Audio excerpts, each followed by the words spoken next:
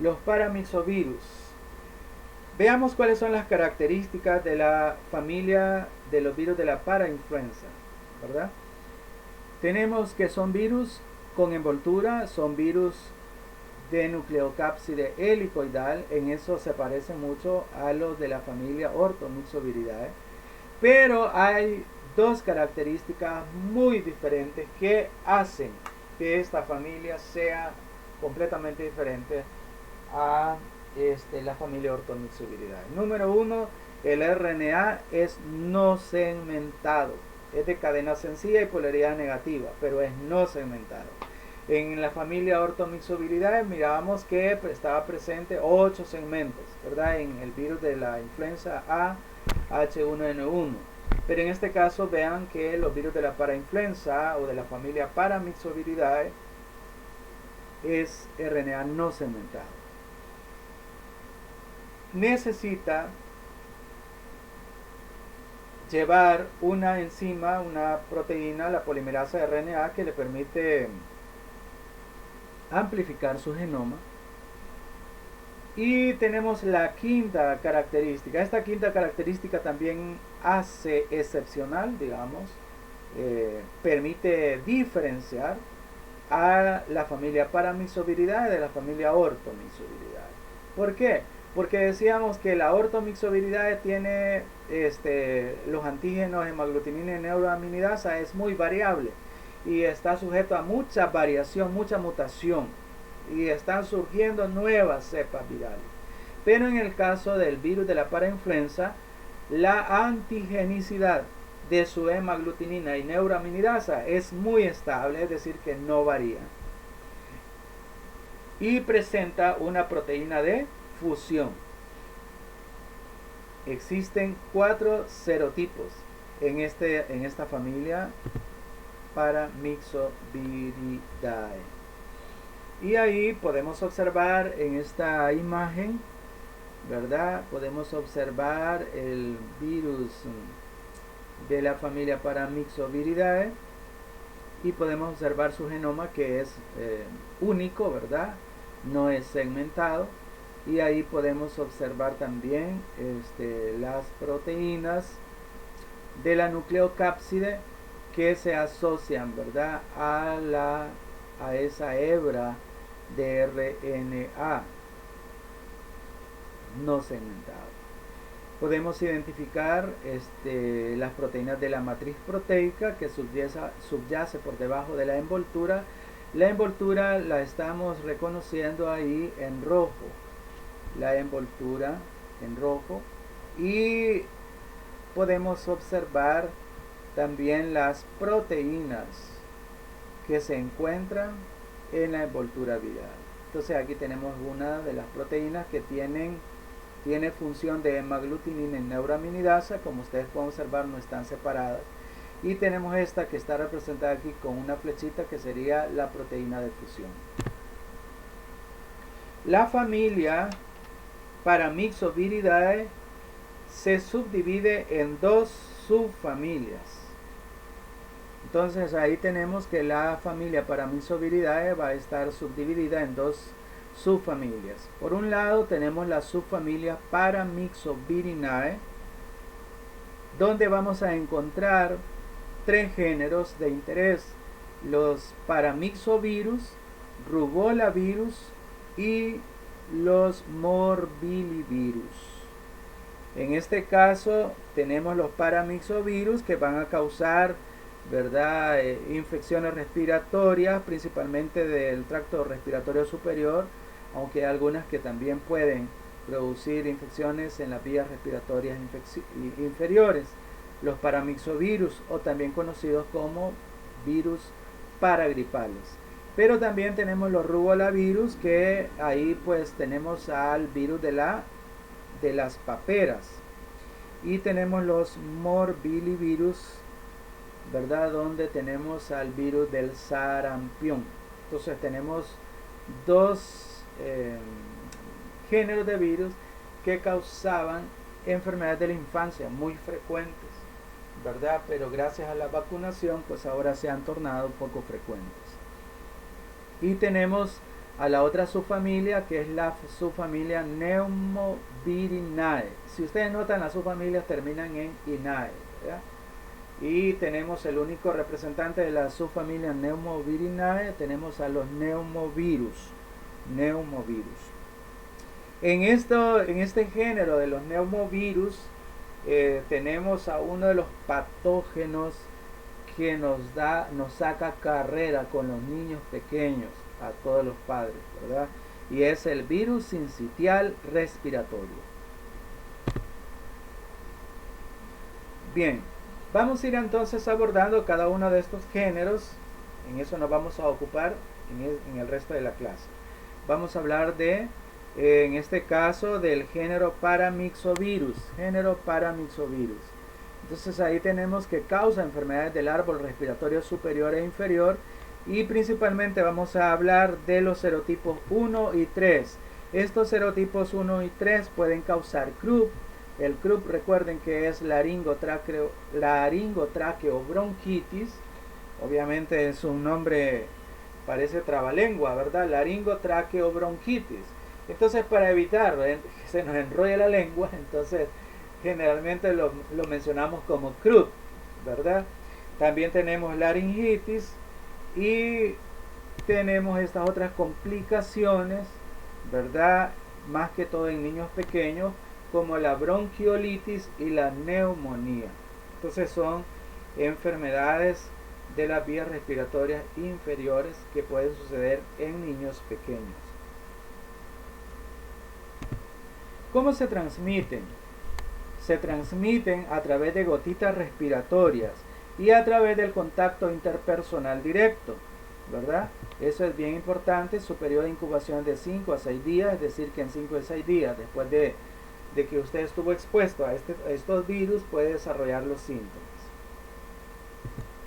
Ahora vamos a hablar del género Rubolavirus, ¿verdad? Género Rubolavirus. En este género vamos a encontrar los virus de la parainfluenza tipo 2 y 4.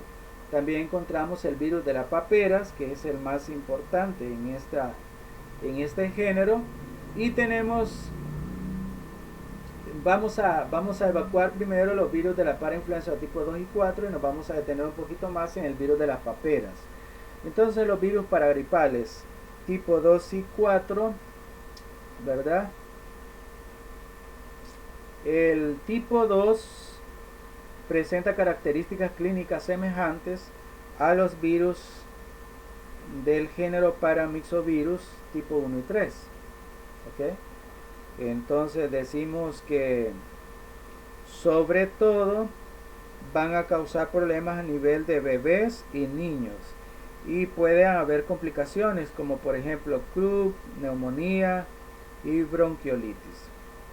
Los del virus tipo 4 está asociado a enfermedades leves del tracto respiratorio superior, pero afecta tanto a niños como a adultos, y rara vez, ¿verdad?, va a afectar a una persona joven. Entonces ahí tenemos que generalmente va a cursar como un resfriado común. Rara vez causa una enfermedad grave.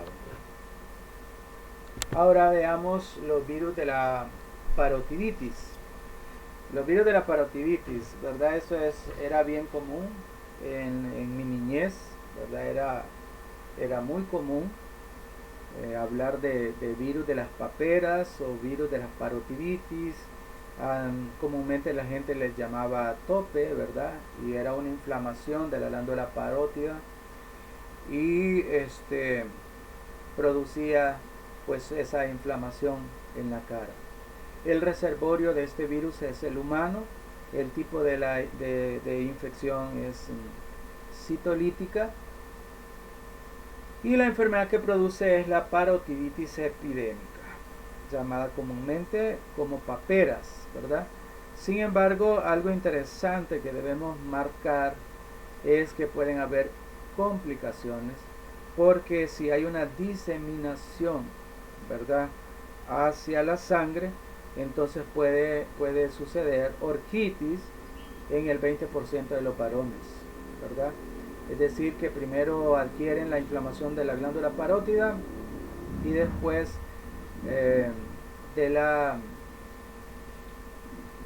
después ese virus puede diseminarse hacia los testículos y producir orquitis. Y básicamente la orquitis es la inflamación de uno o de ambos testículos, ¿verdad? A eso se refiere orquitis. Algo interesante es que algunos pacientes del sexo masculino que han sufrido orquitis, entonces también posteriormente han sufrido de infertilidad. Y es más común que se sufra de orquitis cuando los varoncitos adquieren la parotiditis después de la pubertad. También pueden diseminarse a los ovarios en la mujer, ¿verdad? Y producir ooforitis. También puede diseminarse al páncreas. Y en los pacientes inmunocomprometidos podría producir meningitis aséptica. Es decir, que es una enfermedad que presentaba una complicación, podría presentar complicaciones graves, ¿verdad? En la niñez. Pero gracias a la vacunación, pues esto ha sido historia ya. En este caso, aquí tenemos la imagen del virus, un modelo que nos permite, ¿verdad? Conocer un poquito más del virus. Entonces, podemos observar ahí las diferentes proteínas, ¿verdad? Tenemos la proteína SH, que es una proteína hidrófoba pequeña que se encuentra insertada en la envoltura viral.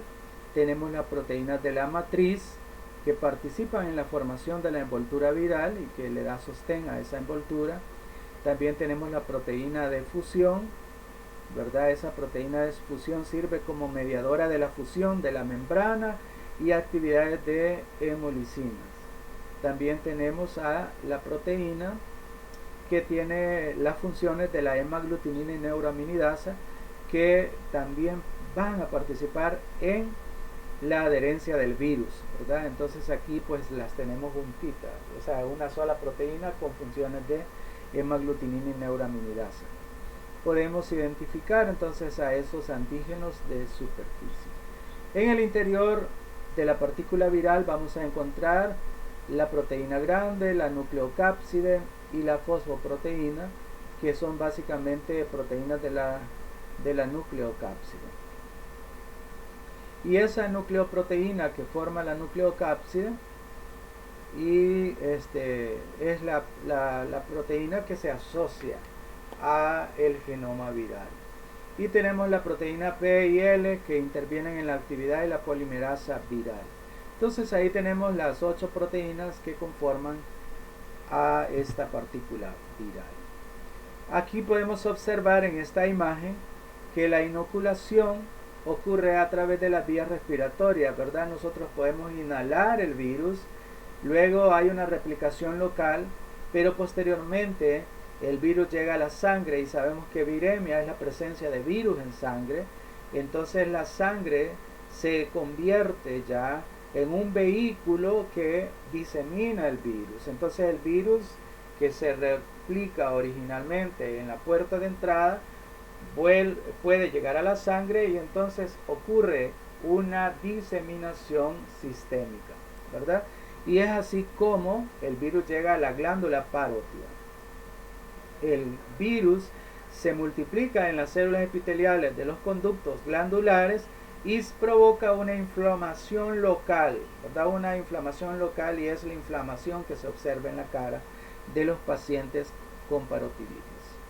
Pero decíamos que podría también diseminarse hacia el testículo, los testículos, los ovarios, los nervios periféricos, el ojo, oído interno, el sistema nervioso central. Incluso se puede diseminar al páncreas y puede estar asociado con la aparición de diabetes juvenil. Entonces vean ustedes que las complicaciones no son del todo despreciables en este tipo de infección por el virus de la parotiditis. Antes que se desarrollara una vacuna eficaz contra la parotiditis, que se administra entre los 12 y 15 meses de edad. Esta era, como les decía yo, una enfermedad ordinaria de la infancia, o sea, la mayoría de niños sufrían parotiditis, ¿verdad? Yo recuerdo que sufrí parotiditis. Se puede aislar el virus de la saliva, la faringe y otros sitios afectados como el líquido cefalorraquídeo y la orina, ¿verdad? En este caso hablamos de presencia de virus en orina, eso es viruria. Son términos que ustedes tienen que ir manejando, no los olviden porque yo puedo preguntarlo, ¿verdad? Viruria es presencia del virus en la orina, ¿verdad? Entonces, el diagnóstico clínico se puede confirmar mediante análisis serológicos y la serología va a detectar la inmunoglobulina M, que recuerden que este tipo de anticuerpo va a estar determinando una infección reciente, ¿verdad? Una infección activa, una infección reciente. Y los anticuerpos de IgG estarían indicando una infección, una memoria inmunológica, es decir, que usted en el pasado pues pudo haberse contaminado con el virus, ¿verdad? O se contaminó con el virus, pero ya es una infección pasada. Ahora vamos a hablar del virus del sarampión. El sarampión, recuerden que es una enfermedad sistémica, ¿verdad? Y que también era muy común en la infancia.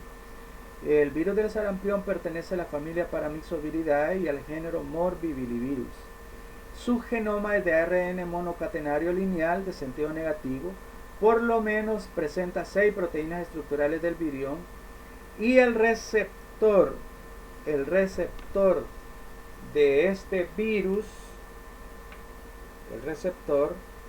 es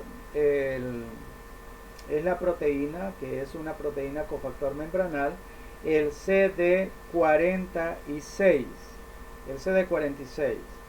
Yo quiero decirle de que este receptor es el que utiliza el virus atenuado que lleva la vacuna contra el sarampión, ¿verdad? El virus atenuado, o sea, las cepas vacunadas, las cepas que le inoculan a usted cuando lleva a los niños o cuando lo llevó a su padre, ¿verdad? O mamá a la unidad de salud para vacunarlo contra el sarampión, entonces le administraron un virus atenuado. Ese virus atenuado entonces utiliza el receptor CD46 para poder asociarse a las células que parasitan. Sin embargo, para las cepas salvajes, ¿verdad? Estas cepas salvajes que son expresadas en los linfocitos T y B, utilizan el CD150 o la molécula de señalización SLAM, así se llama, SLAM, ¿verdad? SLAM. Entonces, el sarampión es uno de los 5 exantemas clásicos de la infancia, ¿verdad? Acá tenemos entonces un diagrama que nos permiten entender cómo estos virus producen la enfermedad. Y ahí podemos decir que el virus se inocula a través de las vías respiratorias. Entonces la infección se transmite con las secreciones o gotitas respiratorias que el paciente produce al estornudar, al toser. Y entonces el virus es muy contagioso. Entonces, si nosotros estamos frente a un paciente con sarampión, entonces las gotitas liberadas de él podemos ser inhaladas, nosotros las inhalamos y entonces el virus ingresa a través de la vía respiratoria. Hay una replicación local en las vías respiratorias, puede haber una diseminación a los ganglios linfáticos y de esa manera el virus puede llegar a la sangre, ¿verdad? Y producir viremia. Y eso es lo que estamos observando en el diagrama. La sangre se constituye entonces un vehículo que permite la diseminación del virus a la conjuntiva, al tracto respiratorio, al tracto urinario a los vasos sanguíneos pequeños del sistema linfático e incluso puede llegar al sistema nervioso central. Y en ese caso, entonces, ¿verdad? Las células endoteliales infectadas por el virus más los linfocitos T inmunes, ¿verdad? Permiten el desarrollo de los síntomas.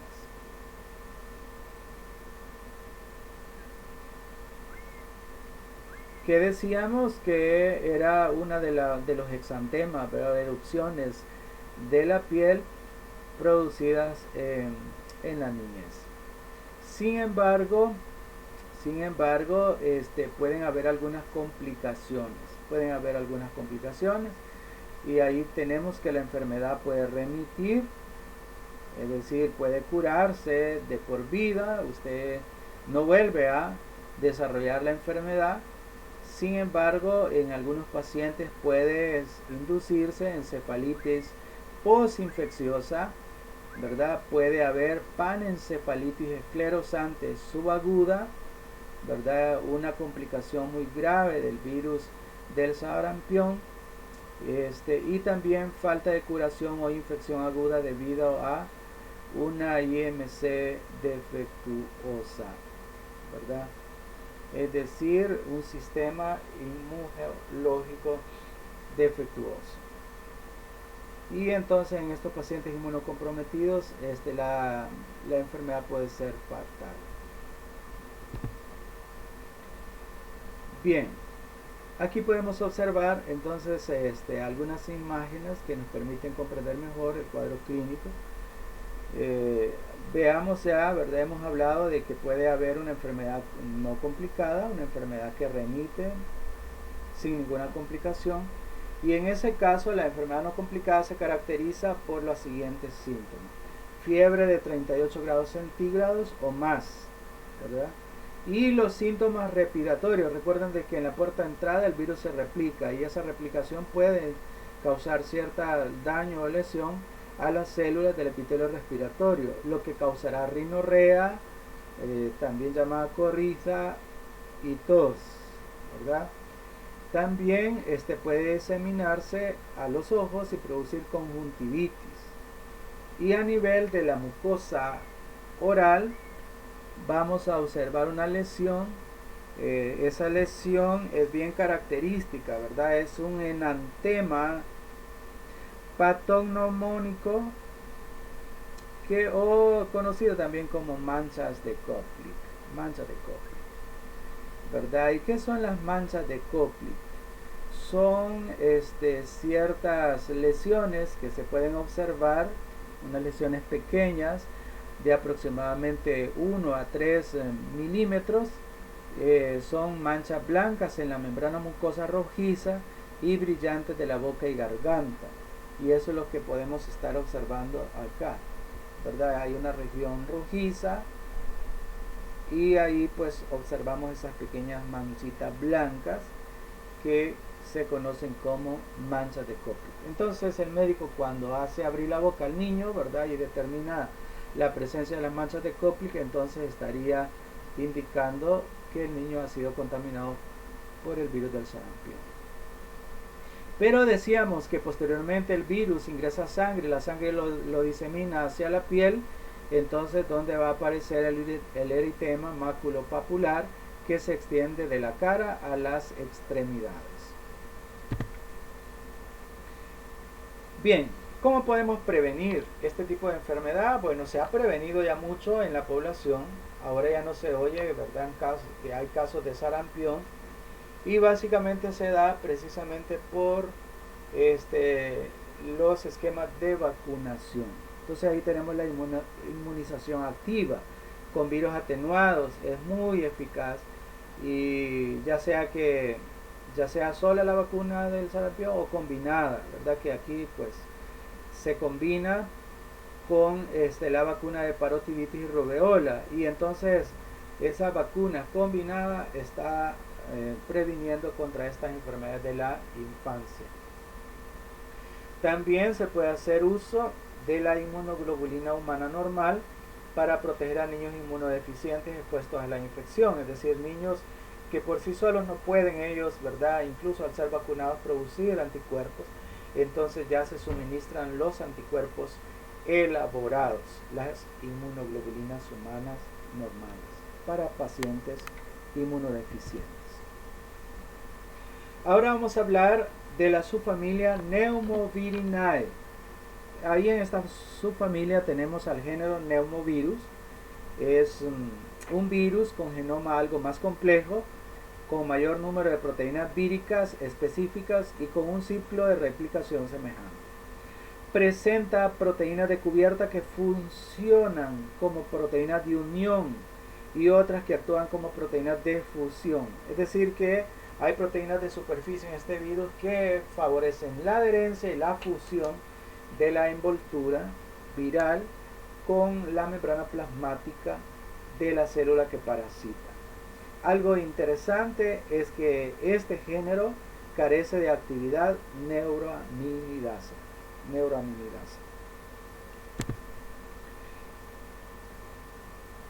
Y el único representante de esta subfamilia es un virus que causa dolor de cabeza, digo, a los padres. Digo en el sentido figurado, ¿verdad? Es decir, preocupación. El hecho de que nuestros niños pequeños entonces son muy susceptibles a lo que es el virus sincitial respiratorio. Virus sincitial respiratorio, que es el único miembro de este género que tiene importancia médica. Y lo vamos a recordar como el patógeno vírico más importante de las vías respiratorias entre la población pediátrica menores de 2 años. Es decir, si hay un problema respiratorio en niños menores de 2 años, el médico lo primero que piensa es en el virus sincitial respiratorio. Esa enfermedad inicia con un catarro común, pero en las primeras 24 horas el lactante puede sufrir enfermedad aguda con cianosis y disnea, es decir, una incapacidad, ¿verdad?, para respirar.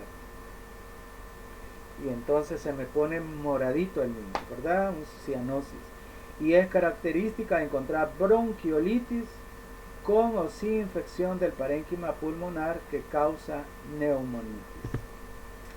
La causa más común de neumonía y bronquiolitis en lactantes muy pequeños sería entonces este virus sincitial respiratorio. Y se llama sincitial precisamente porque el efecto citopático que induce en las células parasitadas por el virus es la fusión, ¿verdad? La fusión. Una célula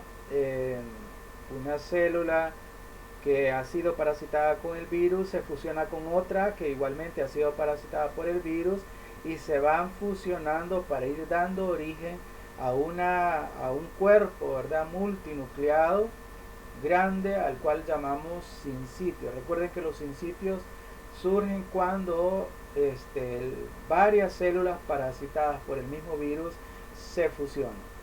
Y en esa fusión también la proteína de fusión es muy importante, ¿verdad?, en este tipo de virus. Entonces, vamos a ver ahí, en cuanto a la patogenia, el tiempo de incubación, el periodo de incubación, que es de 3 a 5 días.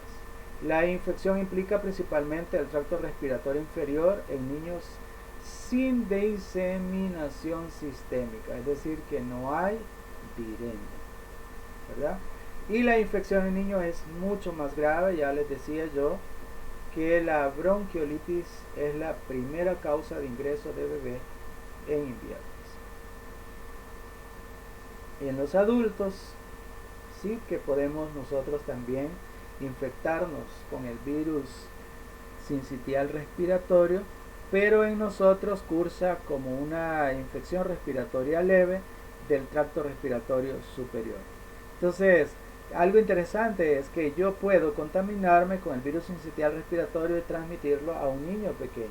En mí, en un adulto hasta cierto punto sano, entonces va a producir una infección respiratoria leve, pero en un niño de 2 años o menor de 2 años va a producir una infección grave que si no se trata a tiempo, entonces puede causar la muerte de ese bebé, ¿verdad? Entonces con los niños pequeños, jóvenes, ustedes que van a ser padres y madres, no se debe de andar perdiendo el tiempo. Si un niño ya presenta síntomas gripales, es mejor correr al médico pediatra y que él determine si se trata de un resfriado común o si se trata de una infección por el virus sincitial respiratorio. Y si es una infección por el virus sincitial respiratorio, entonces es necesario ingresar al niño, ¿verdad? Y usted debe de permitir el ingreso porque de esa manera se asegura que ese niño no pueda tener ninguna otra complicación. Bien, en cuanto a la transmisión, la vía más frecuente es por dispersión de gotitas en suspensión o por contacto directo, mano, boca, nariz. Recuerden que los niños, ¿verdad? A veces nosotros no tenemos cuidado, tocamos la mano del bebé, a lo mejor no nos lavamos a la hora de poder eliminar nuestras secreciones nasales. Entonces el virus va en nuestra mano, nosotros tocamos la mano de un niño, el niño se lleva la mano a la boca o nariz y entonces se contamina. Por eso yo les decía que no es bueno que ustedes anden besando a los niños chiquitos, ni es bueno que anden tocando a los niños chiquitos con las manos sucias. Asegúrense, ¿verdad?, de haberse lavado sus manos. El 70% de niños lactantes infectados hacia el año de edad, imagínense, estamos hablando de un porcentaje de niños infectados muy, muy alto. Y las epidemias coinciden con la estación lluviosa. En cuanto a los datos de laboratorio, vamos a encontrar un aumento de la concentración de anticuerpos en el suero de estos niños y habrá presencia de antígenos víricos en secreciones respiratorias.